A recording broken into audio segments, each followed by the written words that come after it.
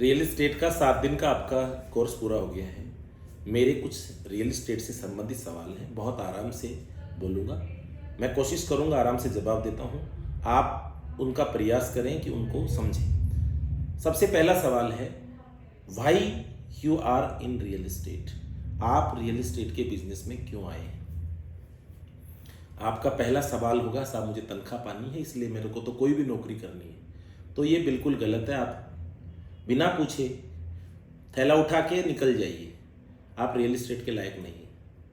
जब तक आपको 7 दिन में ये रियल एस्टेट नहीं समझ में आया है, आप रियल एस्टेट के बिजनेस में क्यों आए हैं? ये और जॉब की तरह नहीं है और व्यवसाय की तरह नहीं है। ये रियल एस्टेट बहुत ही अनुभव का बिजनेस है। जितने भी दुनिया में प्रोफेशनल्स हैं, चार्टेड अकाउंटेंट जीवन में कोई और काम नहीं करता है, डॉक्टर जीवन में कोई और काम नहीं कर सकता है। अगर वो अपने पैसे से प्रेम करे तो चार्टेड अकाउंटेंट का बहुत बड़ा बिजनेस है, डॉक्टर का बहुत बड़ा बिजनेस है, वकील का बहुत बड़ा बिजनेस है, और चौथा व्यक्ति होता है रियल्टर। रियल्टर भी अपने आप में अगर प्रोफेशनल हो तो वो नौकरी के दौरान भी बहुत बड़े लेवल पर 2 लाख 4 लाख 5 लाख रुपए तक की भारत में तनख्वाह है। तो रियल एस्टेट में अगर आप ग्रोथ के लिए आए हैं, लाइफ में केवल रियल एस्टेट करने के लिए आए हैं, तो रियल एस्टेट में रुकें, अन्यथा 7 दिन का समय हो गया। आप अपनी कंपनी को और आपको भविष्य में धोखा ना दें। मैं इसको समझा सकता हूं कि ये कैसे ग्रोथ खाती है। आज आप 10,000 15,000 50,000 लाख जो भी सैलरी पे आपने ज्वाइन किया है, करना चाहिए। अभी आप छोटे हैं, नए हैं, या रियल एस्टेट इंडस्ट्री में नए हैं, आराम से विचार करिए। अगर आप अपने अंदर आकलन करिए कि आप अच्छे वक्ता हैं तो रियल एस्टेट में रुकें। आप अच्छे वक्ता बन सकते हैं तो रियल एस्टेट में। आपको झिझक आती है, भय आता है, डर लगता है, तो रियल एस्टेट में नहीं रुकें। आपकी पर्सनैलिटी अच्छी है, आपका कम्युनिकेशन अच्छा है, आपकी मेमोरी अच्छी है, आपका व्यक्तित्व अच्छा है, और आपके अंदर सबसे बड़ी बात है सपना है, ड्रीम है, बहादुर हैं। विकट से विकट परिस्थितियां रियल एस्टेट में इसलिए आती हैं कि रियल एस्टेट का जो प्रोडक्ट का टिकट साइज है वो किराना की दुकान का कोई गुड़ नहीं है, चीनी नहीं है, आटा नहीं है, दाल नहीं है। रियल एस्टेट लाखों करोड़ों रुपए का प्रोडक्ट होता है। बायर को खरीदना होता है, हजारों लोगों को कॉल करना होता है, उसमें से 1 या 2 लोग इंटरेस्टेड होते हैं। ऐसे कई हजार लोगों को कॉल करने के बाद 2 या 3 या 4 लोग विजिट पे आते हैं। ऐसे 20 लोग विजिट पे जब आते हैं तो एक डील होती है। लेकिन डील होती है तो आपको इंसेंटिव आता है, आपकी सैलरी भी जस्टिफाई होती है। साल भर के अंदर आप 10 से लेके 50 प्रॉपर्टी 100 प्रॉपर्टी बेच सकते हैं। आपका इंसेंटिव कितना होगा? किसी इंडस्ट्री में, किसी भी नौकरी में कभी भी नहीं हो सकता जितना यहां होगा। आपकी संघर्ष की क्षमता कितनी ज्यादा है तो आप रियल एस्टेट में आएंगे। रियल एस्टेट में कुछ सवाल हैं, प्रश्नोत्तरी हैं कि आपका अनुशासन कैसा है, आपकी पर्सनैलिटी कैसी है, आपका व्यवहार कैसा है, आपका कस्टमर बिहेवियर कैसा है। आपका परिवार के अंदर झगड़ालू स्वभाव है तो आप रियल एस्टेट में नहीं टिक पाएंगे। आप मीठे हैं, मधुर हैं और अपना काम निकाल लेते हैं, आप बहुत चतुर हैं, तो आप इसमें काम आ जाएंगे। इसलिए रियल एस्टेट बहुत ही चतुर, चालाक, मेहनती और धैर्यवान व्यक्ति का वो है जॉब। अगर आप इसको केवल और केवल जॉब समझ रहे हैं तो आप 2 से 4 महीने में फायर कर दिए जाओगे। इसलिए कंपनी को भी धोखा मत दो और खुद को भी धोखा मत दो, आज ही छोड़ दो। दूसरी बात करते हैं कि जयपुर के रियल एस्टेट में आप काम कैसे करेंगे, इसको लेकर के सवाल होता है। इसका आप जवाब तैयार करिए कि जयपुर का रियल एस्टेट का मार्केट नॉर्दर्न इंडिया के अंदर बहुत बड़ा मार्केट है। एशिया का भारत बहुत बड़ा देश है जहां बहुत बड़ी संभावनाएं हैं। यहाँ पे टूरिज्म बहुत है, यहाँ पे खनिज संसाधन बहुत हैं, यहाँ की भौगोलिक परिस्थितियाँ, जब कभी बारिश है, कहीं धूप है, कहीं हिमालय में बर्फ़ है, कहीं थार का रेगिस्तान है, कहीं समुद्र है, और कहीं वादियाँ हैं, कहीं पहाड़ियाँ हैं, कहीं ऐतिहासिक मोमेंटोज हैं, कहीं पे मतलब प्राकृतिक झरने हैं। मतलब भारत एक बहुत अच्छा देश है जहाँ विविधताएं हैं, अलग अलग, कभी नदियाँ हैं तो कभी झरने हैं तो कभी बड़े बड़े लग्जरी होटल्स हैं। तो यहाँ का जो डेवलपमेंट इंफ्रास्ट्रक्चर है वो बहुत अच्छा है। इसके कारण से टूरिज्म को बहुत अट्रैक्ट करता है, बहुत बड़ा टूरिज्म आता है, टूरिज्म बहुत बड़ा पैसा लाता है। यहाँ पे बड़े बड़े दार्शनिक धार्मिक स्थल हैं, अयोध्या का मंदिर है, चाहे अजमेर की मस्जिद है, चाहे मैं बात करूं अभी मथुरा की बात करूं, आगरा की बात करूं, दिल्ली की बात करूं, जो राजस्थान की बात करूं, तो बहुत लोगों को अट्रैक्ट करता है।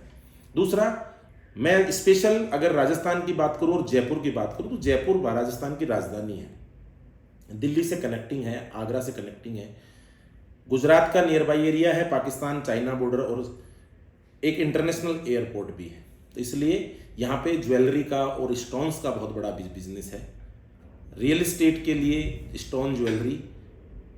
तीसरा, यहाँ पे मेडिकल फैसिलिटी जो एसएमएस हॉस्पिटल है, वो नॉर्दर्न इंडिया का सबसे बड़ा हॉस्पिटल है। इसके कारण से नॉर्दर्न इंडिया यानी हरियाणा, मध्य प्रदेश, उत्तर प्रदेश और पंजाब और राजस्थान तक के, राजस्थान भर के लोग यहाँ अपने गार्जियंस का, पेरेंट्स का, बच्चों का, माता पिता का इलाज कराते हैं। तो बहुत ज़्यादा मूवमेंट यहाँ आता है। यहाँ एजुकेशन, जयपुर एजुकेशन के अंदर भी बड़ा हब है, शांति प्रिय शहर है। लोग जो गाँव में डेवलप होते हैं, गाँव के नौकरी पे वाले लोग, व्यापारिक लोग अपने बच्चों को शहर में पढ़ाना चाहते हैं, तो इसलिए भी वो इन्वेस्ट यहाँ करते हैं। और शांति प्रिय क्षेत्र है, नॉर्दर्न इंडिया का सबसे शांति प्रिय शहर है इसलिए। और दूसरा, डेवलपिंग एरिया है, चारों तरफ खुला एरिया है, इसलिए रेडियस बढ़ती जाती है। रिंग रोड तक का जो जोन है उसके अंदर डेवलपमेंट आ रहा है। तो ये जयपुर जो है, इसलिए यहाँ पे लोग इन्वेस्ट करना चाहते हैं। यहाँ पे इन्वेस्टमेंट एग्रीकल्चर लैंड में करते हैं लोग, फार्म हाउसेज खरीदते हैं, प्लॉट्स खरीदते हैं, ready to move in flats खरीदते हैं, विलाज खरीदते हैं, कमर्शियल स्पेस खरीदते हैं, कमर्शियल शॉप खरीदते हैं, शोरूम खरीदते हैं, मॉल खरीदते हैं। इस तरह की इन्वेस्टमेंट है, जहाँ रेंटल फार्म हाउसेज खरीदते हैं, वेयर हाउसेज खरीदते हैं। इस तरह से बहुत सारे इन्वेस्टमेंट हैं। जयपुर में इन्वेस्टमेंट करने का ये मेरा जवाब है। अब बात करते हैं राजस्थान की जो कौन सी चीज़ है, जयपुर की कौन सी चीज़ है जो हमें अट्रैक्ट करती है। मैंने बताया जयपुर के अंदर लीगल फ्रॉड्स बहुत कम होते हैं। मारवाड़ी व्यक्ति व्यापारी होता है, बहुत ज़्यादा चीटिंग नहीं करता है, बहुत फेयर व्यापारी होता है। दूसरा, जो राजस्थान है वो राजस्थान का व्यक्ति बात का धनी होता है, अपने स्वभाव में बहुत ज़्यादा चेंजेस नहीं करता है, चीटिंग के चांसेस कम हैं।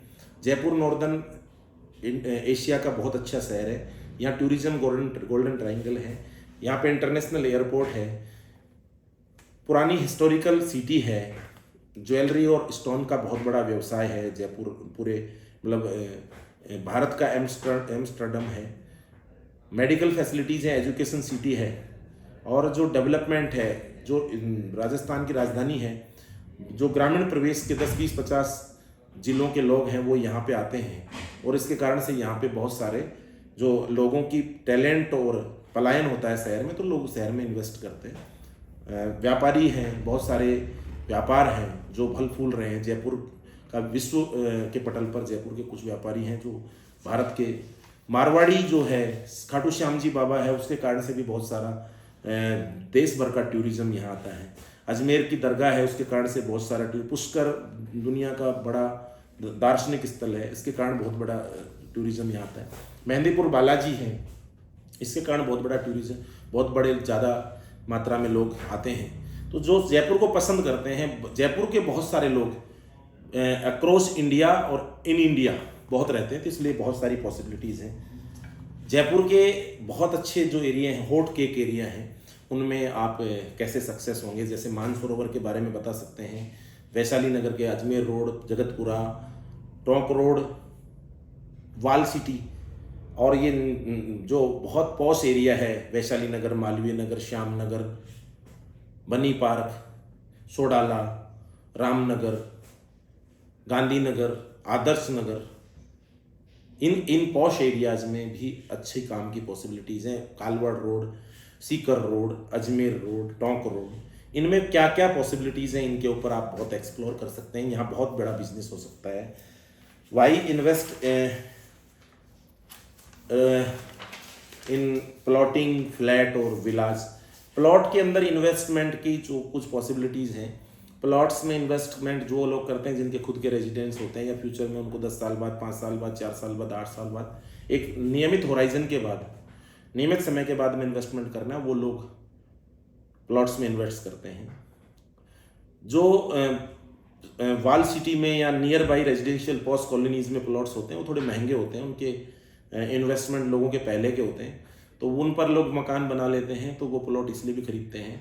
कुछ प्लॉट्स वगैरह थोड़ी दूरी पे खरीदते हैं कि कुछ समय बाद इन्वेस्ट करके मार्जिन आके बेच देते हैं। इसी तरह से विलाज और हाउसेज बने बनाए होते हैं, बिल्डर्स बनाते हैं, अच्छी जो भी क्वालिटी होती है वो आपको चेक कर लेनी चाहिए। तो विलाज के अंदर और रेडी टू मूव कोठीज हैं, मकान हैं, ये इन्वेस्टमेंट हो सकता है। फ्लैट्स हैं, G+2 है, G+5 है, G+6 है, G+9 है, G+12 है, G+20 तक का फ्लैट जयपुर में बनता है। स्टूडियो अपार्टमेंट हैं, 1 BHK हैं, 2 BHK हैं, 3 BHK हैं, 4 BHK, 5 BHK with servant quarters हैं। ये अलग अलग प्रकार के फ्लैट्स होते हैं। इनमें इन्वेस्टमेंट के कुछ रिटर्न्स हैं। फ्लैट्स के अंदर 20%, विला के अंदर 30% और प्लॉट्स के अंदर 40% के इन्वेस्टमेंट रिटर्न्स आते हैं। कमर्शियल के अंदर भी 50% के इन्वेस्टमेंट, लेकिन होराइजन अलग अलग है। फ्लैट्स का 10 साल का है, प्लॉट्स विलाज का 8 साल का है, प्लॉट्स का 5 साल का होराइजन है और कमर्शियल स्पेसेस का 10 साल का, फार्म हाउसेज का 20 साल का होराइजन है। अलग अलग प्रकार के इन्वेस्टमेंट रिटर्न्स हैं। और अभी आप इस तरह के कुछ रियल एस्टेट के सवाल हैं जिन पर आप जवाब दे पाएंगे और बाकी सवाल आपकी टेस्ट सीरीज में होंगे। तो मैं उम्मीद करता हूं कि रियल एस्टेट के लिए आपका ये सब जो इस बार का ये यूट्यूब वीडियो है ये आपके काम आएगा, आपके रियल एस्टेट ज्ञान को बढ़ाएगा। ज़्यादा से ज़्यादा शेयर करें, लाइक करें, कमेंट करें और आपका जीवन रियल एस्टेट के कारण से अच्छा बने, ये मेरा यही उद्देश्य है। आप रियल एस्टेट सीखें, सफल हों और एक ही ऑर्गेनाइजेशन में एक ही काम को जिंदगी भर करने का ड्रीम करना, तब आप किसी काम को बेहतर कर पाएंगे। थैंक यू, बहुत बहुत धन्यवाद। ज़्यादा से ज़्यादा शेयर करें, लाइक करें।